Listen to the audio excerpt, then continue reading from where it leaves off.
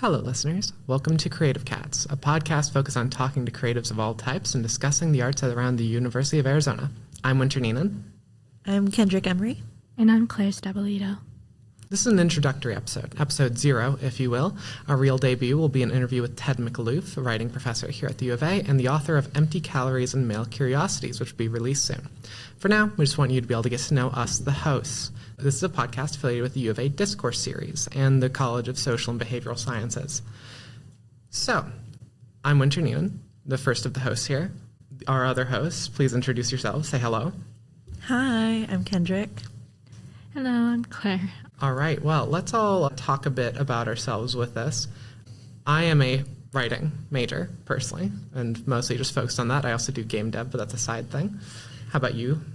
I'm a double major in theater arts and Spanish translation.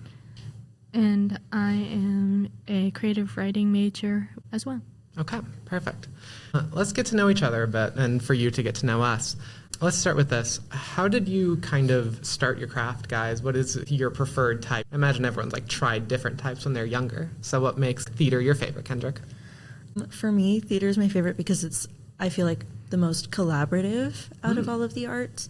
A lot of it is based in community and being able to connect with the other people that you are creating with. I get you. Which I feel like is something that is missing, at least for me, in other art forms. Do you have preference for in front of the camera or behind the camera? On stage, off stage? What's your kind of flavor there?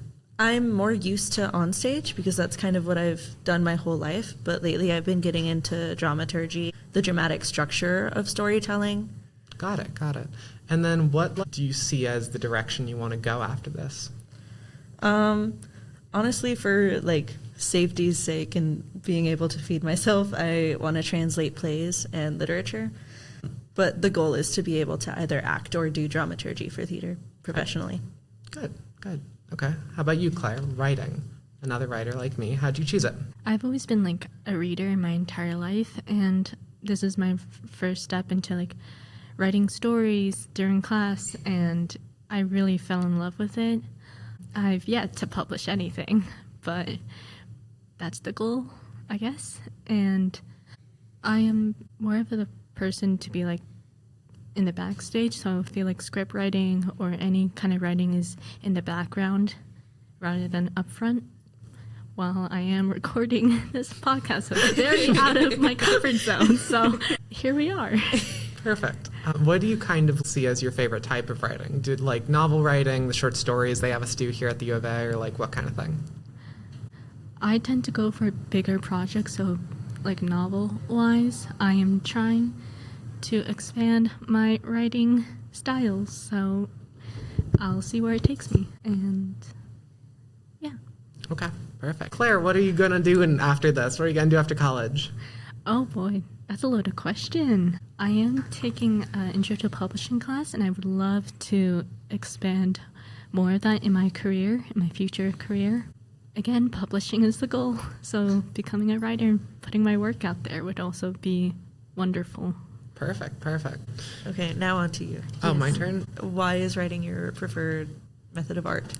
Writing's my preferred method of art because I feel I've always struggled when I try theater or other visual arts where I'm very much kind of associating the art with myself to a certain degree, I'm going out there and trying to put myself as the piece of art, whereas with writing, I feel I'm able to more kind of make a piece that comes from me and then let a reader always interpret what that piece is meant to mean, how they feel about that, and having that be the focus I've kind of found a passion for here in university. Slay. Yeah. Perfect. What is your favorite genre of storytelling? My favorite genre of storytelling? I mean, I love horror. Horror's so yes. fun. Oh, I know. Yeah, you know. I've tormented you. Yes. But I think my favorite, it's less of a genre, more of a medium. I love interactive fiction of all kinds.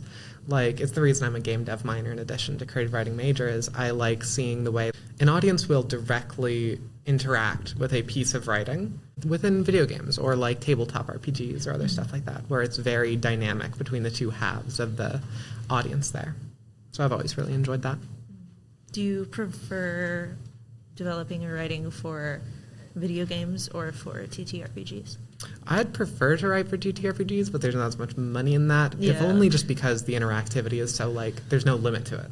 Like, in a video game, you can interact back with it, but it can only interact back in, like, certain preset ways. And modern developments are threatening to, like, change that, of course, and that could make it more directly reactive to the player. But I've always liked the way that, like, in tabletop RPGs, it's you with a group of people that you know. It's intimate, you know?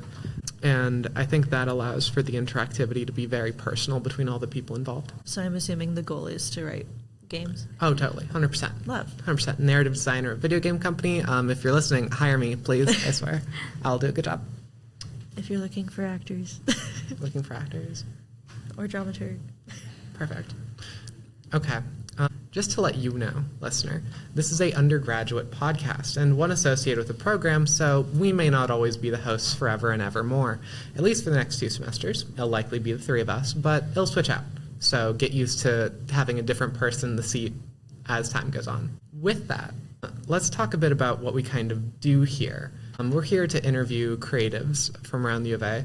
That includes professors and students, but of course, it's kind of anyone with a project.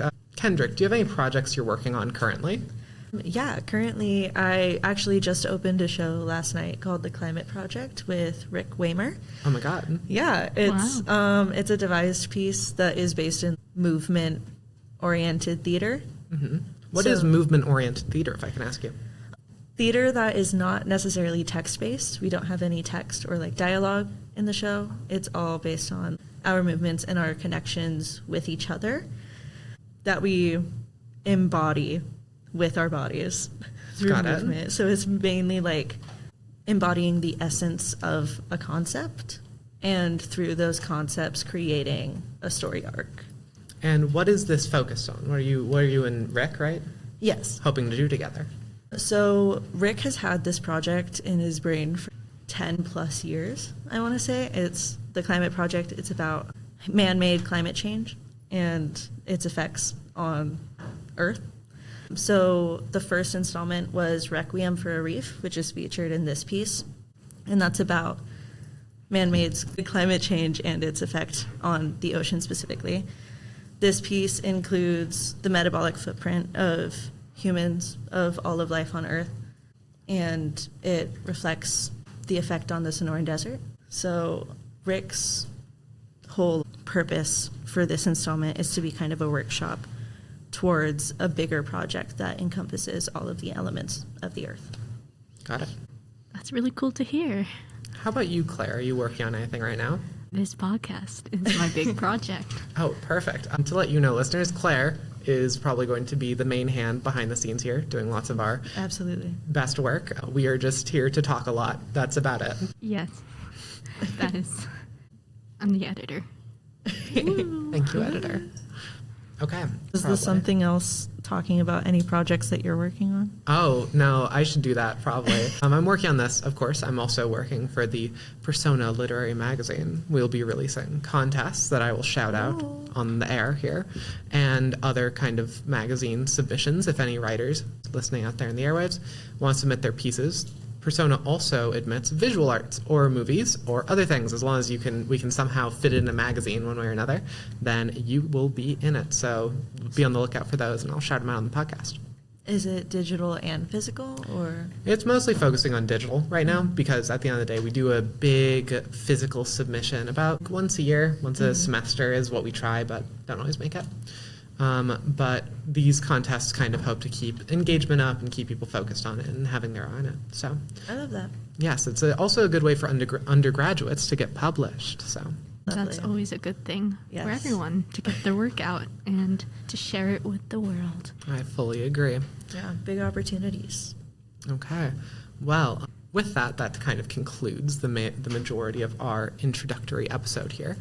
If anyone listening out there would like to potentially be on the podcast, then feel free to submit yourself and a bit of like what you're working on and what you'd like to talk about on the podcast to creativecats@gmail.com. And remember to be on the lookout for sister podcasts, No Need to Argue with Eileen and Avery, and the Discourse Debrief, the main podcast that we all run.